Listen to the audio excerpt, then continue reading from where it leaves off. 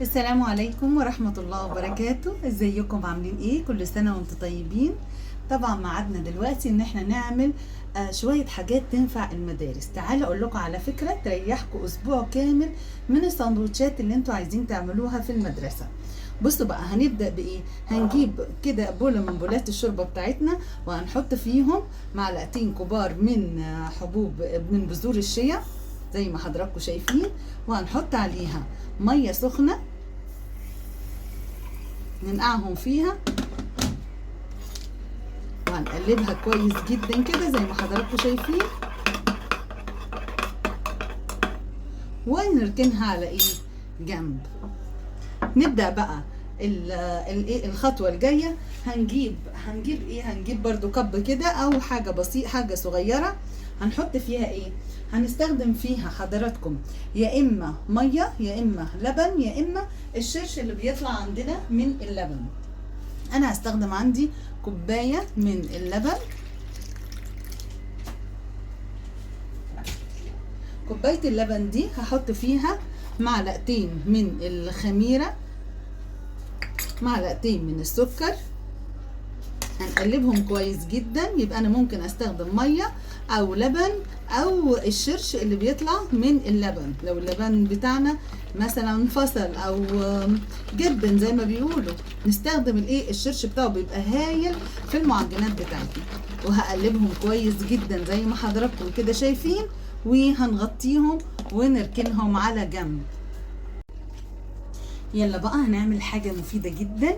اتبعوا التعليمات وان شاء الله هنعمل احلى حاجة لولادنا، مفيدة ومغذية ومشبعة. ونشوف يلا نبدأ خطواتنا بايه. اول حاجة هنجيب كيلو دقيق زي ما حضراتكم شايفين كده، بس هكون شايلة منه كوباية. ننخله بعد ما نخلناه كده كيلو دقيق الا كوباية دقيق. طبعا يخرج بيصلح لجميع الاغراض، بيصلح لكل اغراض الاستخدام. ادي اهو نخلت كيلو دقيق الا كوبايه. هحط الكوبايه دي، هنحط هنشيل كوبايه ونحط كوبايه نستبدلها بدقيق من الحبه الكامله. وعشان نزود القيمه الغذائيه يلا نجيب بقى 2 معلقه كبار من بذور الكتان. هنحط كمان عليهم 2 معلقه كبيره من من الشوفان. هنحط عليها كمان معلقه من الصغيره من الملح. هنحط عليهم كمان معلقه كبيره من الحليب البودر. هنحط عليها كمان معلقه كبيره من البيكنج باودر. هنحط عليهم 2 معلقه كبار من الزيت، ده زيت ذرة. هنحط عليها معلقه صغيره من الخل. ويلا بقى يا امارات هنحط بذور الشيا اللي كانت منقوعه. ايوه لحضراتكم نقعناها اهو، هننزلها نقعناها في ميه سخنه.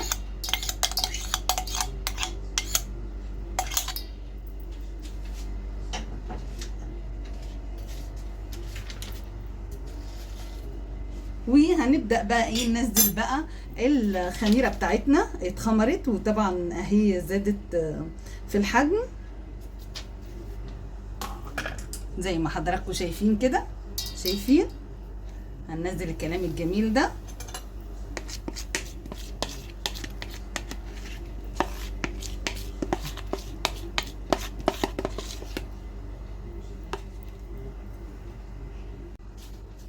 ويلا بقى يا امارات هنعجن الكلام الجميل ده، هنعجنه كويس جدا كده.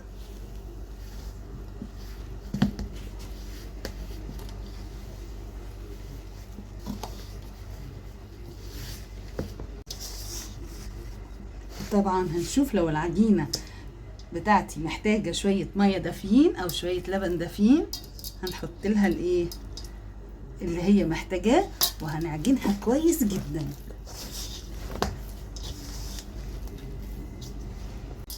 وبعد ما قعدنا ان احنا نعجن فيها عجين كويس لمدة ما تقلش عن 10 دقايق زي ما حضراتكم شايفين كده، هنغطيها بالزيت وهنغطيها ستريتش فويل او البلاستيك فويل، وهنركنها لحد ما تتخمر ونشوف هنعمل ايه.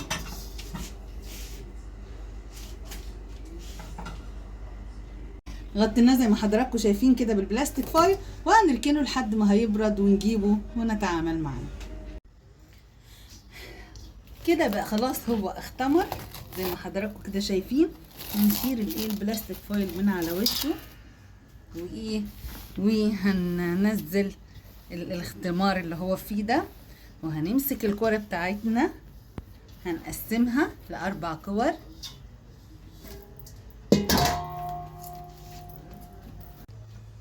تمام زي ما حضراتكم كده شايفين. ادي العجينة بتاعتنا هنقسمها ل4 كور كده متساوية. بسم الله الرحمن الرحيم.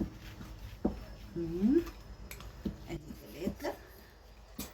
هنمسك بقى كل واحدة هنعملها هنلفها على شكل مستطيل.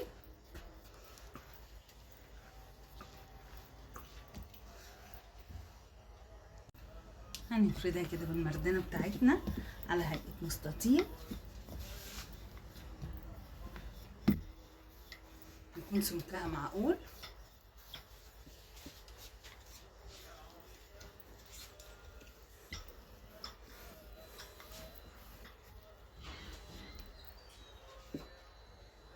زي ما حضراتكم شايفين كده فردناها مستطيلة بالسمك بتاعنا ده اللي هو زي نص سنتي كده، وهقسمه كده هو بالنص بحيث اعمل احشيها الحشوة اللي انا عايزاها.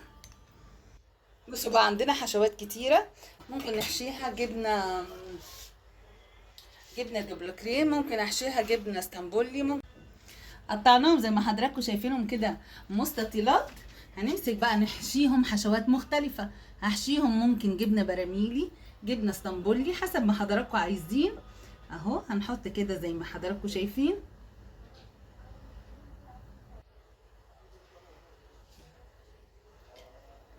هنحشيها بالحشوة دي ونحط جنبيها يا اما فلفل اخضر يا اما فلفل الوان، ودي تعتبر حشوة. وممكن نحشيها بحاجات تانية كتيرة، ممكن نحشيها بالجبنة الرومي، ممكن احشيها بالجبنة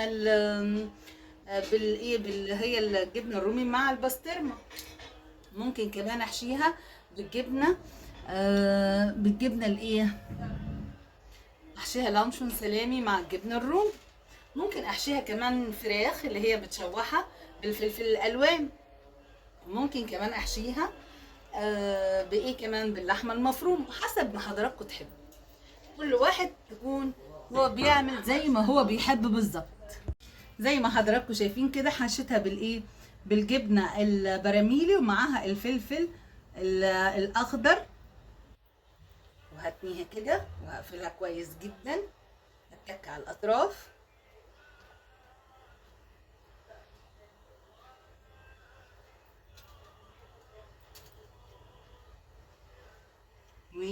وهرولها حلوة قوي.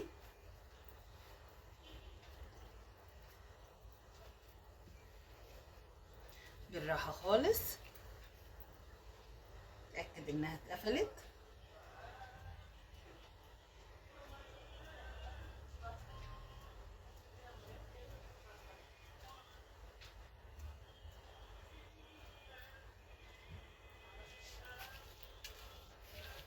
وهرولها.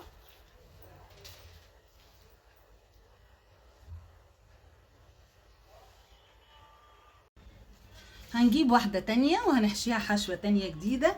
ادي الجبنة الشيدر اللي هي الرولات دي، وهنزل عليها بالسلامي. طبعا تحشي الحشوات اللي ولادكم بيحبوها اهو بالمنظر ده كده.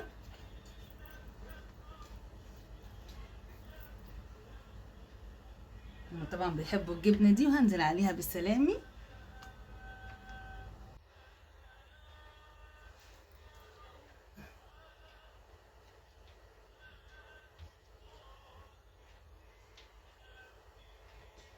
تحطي بقى فلفل، شوفوا هما بيحبوا السبايسي ولا بيحبوا الفلفل الالوان. طبعا هننزل جنبها كده بالفلفل الالوان بتاعنا. كل الحشوات اللي هم الولاد بيحبوها هنستخدمها علشان خاطر تبقى لهم ساندوتشات يحبوا ياكلوها في المدرسة. كده كمان يبقى ايه، ياخدوا قيمة غذائية مع الفطار بتاعهم. اللي يحب طبعا يحط، قلنا صدور الفراخ يحط، اللي يحب يحط لحمة مفرومة حسب اللي انتوا عايزينه. احشوها بقى الحشوات اللي انتوا ولادكم بيحبوها. وزي ما حضراتكم شايفين كده انا بكمل الرولات، وفي نفس التوقيت انا جبت صاج وحطيت فيه، لو عندي ورقه زبده احط ورقه زبده، ما عنديش ورقه زبده احط فيه ورقه فويل وادهنها بالزيت. وهننزل بكل الايه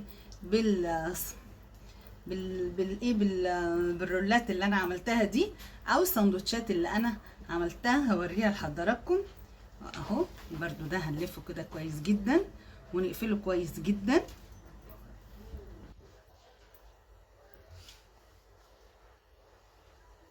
وهاجي بالصاج اوريه لحضراتكم. زي ما حضراتكم شايفين كده رصينا الايه، الرولات اللي احنا عاملينها بالحشو المعروف اللي انا قلت لكم عليه. جبنه براميلي وفلفل رومي، ساعات يكون اخضر وساعات يكون الوان، وممكن بحط برده في حشوه كانت من الحشوات ببروني ورومي، وممكن احشيه حلاوه زي ما حضراتكم طبعا بتحبوا كله. وممكن احط فيه فراخ مطهيه بالفلفل والفلفل الالوان والطماطم، وممكن لحمه مفرومه، يعني حسب ما حضراتكم بتحبوا. الموضوع ده كله ايه، واقف على ايه اللي انتوا بتحبوه. وهنبدأ بقى دلوقتي نعمل ايه بقى. بعد ما برمنا المستطيلات وحشينا فيها الحشوات، هنسيبها كده زي ربع ساعة على الجنب. وبعد كده حطيناها اهوت في الصاج اهو زي ما حضراتكم شايفين، على ورق زبدة يا اما على ورق فويل زي ما انا حاطه كده عشان ما عنديش ورق زبدة، وايه ومسحاه او دهناه بالايه بالزيت. وهنحط بقى تاني بعد ربع ساعة هندهنه بالايه، هدهنه باللبن زي قدام حضراتكم كده، هدهنه باللبن ورشة من السمسم، واسيبه يرتاح تاني ربع ساعة يخمر تاني اهو. ادي رشة من اللبن، وهنرش على وشه ايه السمسم بتاعنا، وهنسيبه كمان رباعية برضو.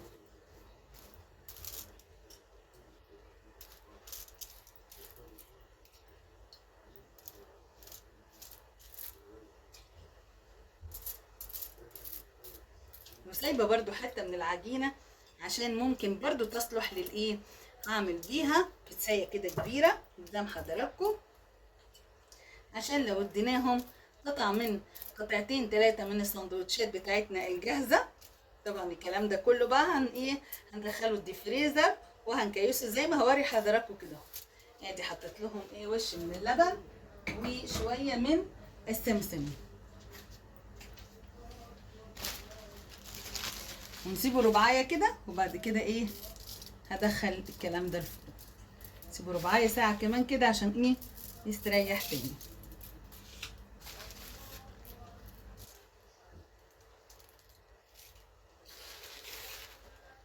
بعد ما اديت له وش اللبن هحط له ايه، هندهن السمسم، احط له ايه رشه سمسم. خلي بالكم كل ما بتسيبوه يخمر اكتر كل ما يعلى اكتر واكتر. طبعا لو عايزه تحطي فيه حبه البركه طبعا عادي حطي زي ما حضراتكم عايزين.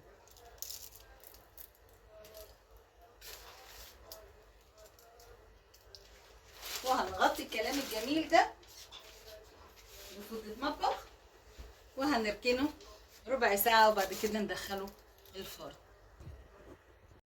في عندي بقى قطعة من العجين هعملها بيتزا مع حضراتكم. الأول بجيب صينية وهدهنها بالزيت زي ما حضراتكم شايفين كده. بعد ما دهنتها بالزيت من كل الاتجاهات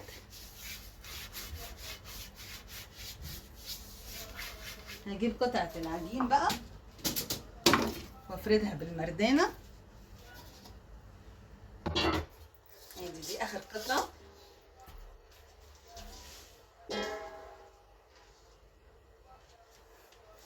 يلا نفردها بالمردانة كده علشان نعمل دي بيتزا، عشان يبقى عندنا تنوع، اللي ياخد ساندويتش يبقى غير اللي ايه، غير اللي ياخد قطعة من البيتزا. وزي ما حضراتكم شايفين كده، ادي البتاعة بعد ما فردتها بالمردانة. هجيب الصينية وهنزل فيها بقلب الصينية كده. يلا نحط لها بقى التوبنج اللي احنا عايزينه. على فكرة هتبقى ايه البيتزاية دي، هتبقى طعمها جميل وهتبقى مش تخينة، لان انا بحب البيتزا الرقيقة. اول حاجة هعملها بقى، هنجيب الادوات بتاعتنا او التوبنج اللي هنحطه على وش البيتزا. يلا بقى يا امارات، عايزين نحط بقى الايه التوبنج بتاعنا. الاول هديها مسحة كده من الايه من الصلصة.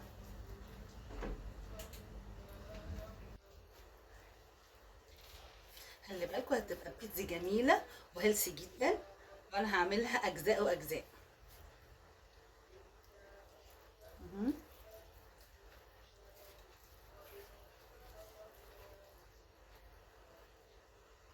خلاص حطيت فيها الصلصة كلها داير ما يدور كده.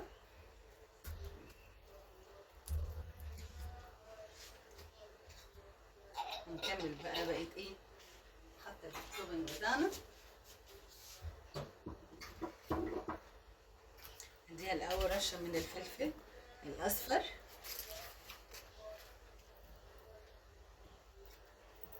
رشة من الفلفل الاحمر،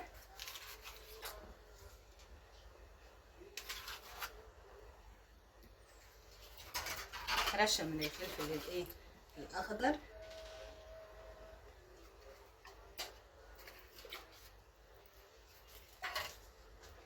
بصوا بقى انا هقسمها بايه، هقسمها كده هو 4 عشان كل ربع انا هعمل له حاجة خاصة، يعني هعمل له حشوة خاصة بالفلفل.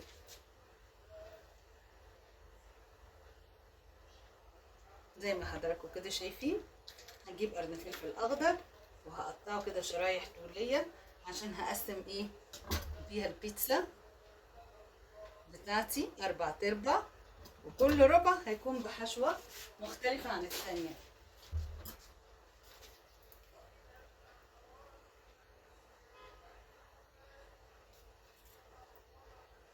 زي ما حضراتكم كده شايفين.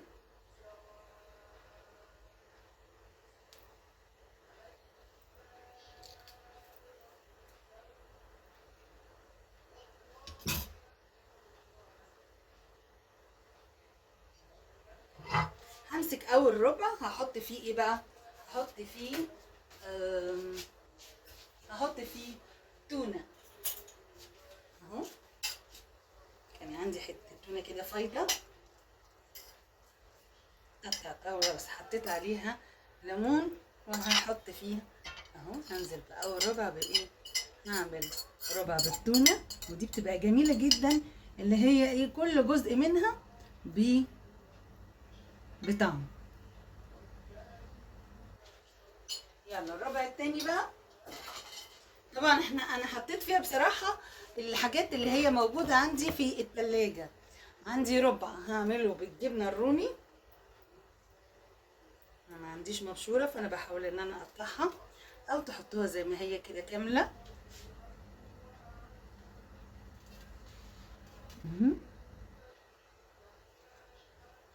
والسلامي،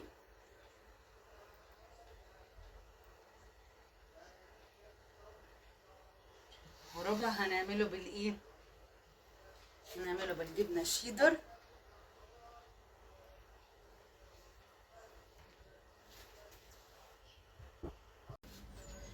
وقلنا هنعمل ربع بالشيدر مع البسطرمة.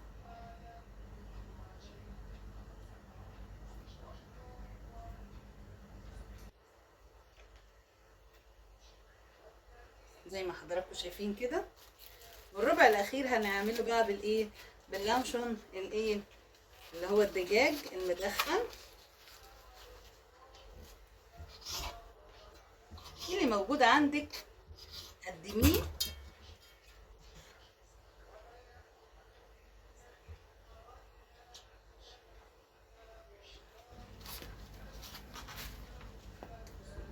طبعا البيتزا بتبقى ايه، وفي منا بيعملها بالجمبري، في منا بيعملها بالفراخ. بس الولاد لما بيزهقوا منها. انا بصراحه احلى حاجه كلنا بنحبها ونعتمدها الجبن، بعشقها.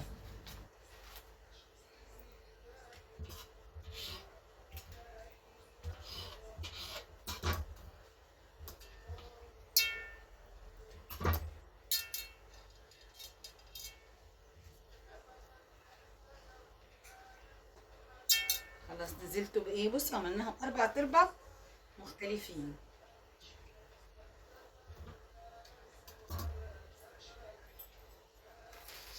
وبعد كده بقى هننزل عليهم بايه، برشه من الزيتون، حلقات الزيتون كده.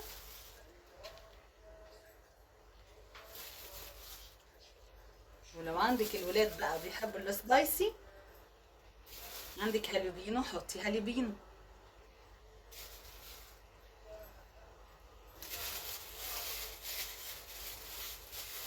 ندي الهالوبينو اهو.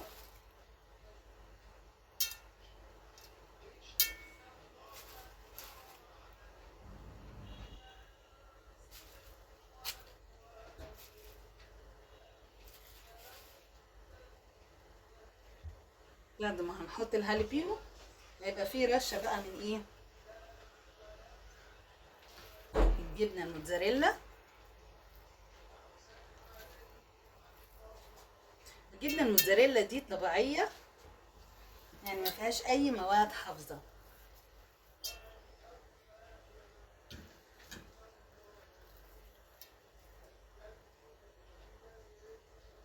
طبعا خلي بالكم عشان بس الايه، التونه ما بتحبش الموتزاريلا، عشان ما نحطش على الايه الجزء الخاص بالتونه.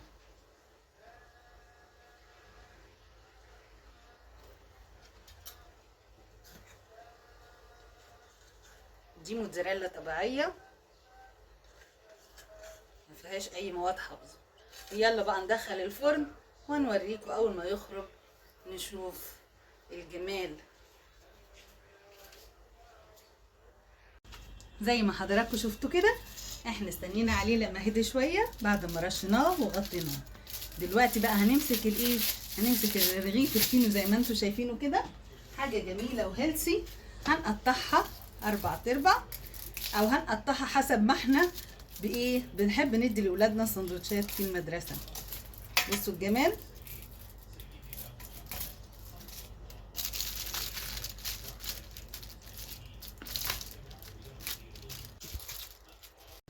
زي ما حضراتكم شايفينه، احنا اهو قطعنا حسب ما ايه هنعرف ندي للولاد الساندوتشات. طبعا هيبقى مثلا هنجيب اطباق وهنحط فيه الكلام الجميل ده، وهنحط فيه اللي هو احتياجاتنا، بحيث ان احنا نطلع كل يوم بيومه. شايفين الجمال ولا الحشوات وجمالها؟ بصوا حضراتكم، واللي بالحلاوه سايح، واللي بالجبنه البراميلي والفلفل الاخضر والفلفل الالوان برضو اهو سايح.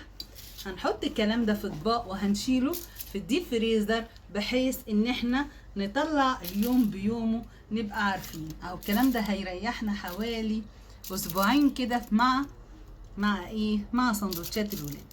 ولسه هوري بقى لحضراتكم الايه، البيتزا اللي طلعت اللي احنا عملناها باربع ايه، 4 حاجات، او قسمتها ل4 بالفلفل. عملنا منه بالتونه، وعملنا منه بالسلامي مع الرومي، وعملنا بالشيدر مع البسطرمه، وعملنا بالايه، اللي هو الدجاج. هوري لحضراتكم دلوقتي حالا ايه صينيه البيتزا. بسم الله الرحمن الرحيم.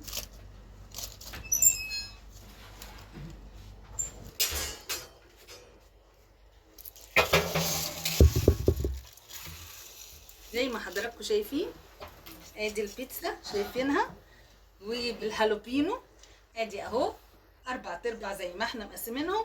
عايزين يبقى اللانش بوكس منوع، قطعة بيتزا معاها سندوتشين، معاها ايه، معاها عصير، ومعاها ثمرة فاكهة، وبكده يبقى عملنا الجمال كله. هوريه لحضراتكم بعد ما اكون عملت اطباق ونقدمها. بصوا بقى، كل سنه وانتم طيبين. ادينا وحطينا كذا ساندويتش معاه العصير البيتي اللي هو الشوكولاته باللبن اللي احنا عملناها اهي، ودون بيبقى فيه اللي هو ثمره فاكهه او 3-4 بلحات زي ما الولاد بيحبوه. وادي السندوتشات، وهنقفل ده كده. طبعا تقدري تعملي كذا حاجه. ادي الجمال اللي احنا عاملينه. ادي طبق، ادي 2، ادي. بصوا كل الاطباق دي هتطلعوها بكده، يبقى انتوا ارتحتوا وريحتوا لمده ايه؟ اسبوع او 10 ايام. وادي كمان اهو الباقي، وحاطه ما بين كل ايه رسه ورسه، حتى عباره عن ايه كيس من البلاستيك علشان ما يلزقوش، نقدر نشيلهم بمنتهى السهوله زي ما حضراتكم كده شايفين. يبقى ادي اهو كده هنطلع بالايه باليوم. وادي الجمال اهو اهو، شايفين الجمال والايه، وحاجه مفيده وحاجه جميله. وادي البيتزا بقى الحلوه، طبعا بنطلع منها للولاد حسب ما هم بيحبوا. شايفين حضراتكم الجمال؟ هندوق كده طعمها وهنشوف ايه الجمال. ما شاء الله، جميله جدا. ولو عجبك الفيديو ما تنسوش تعملوا لي لايك وشير وسبسكرايب. دمتم في رعاية الله.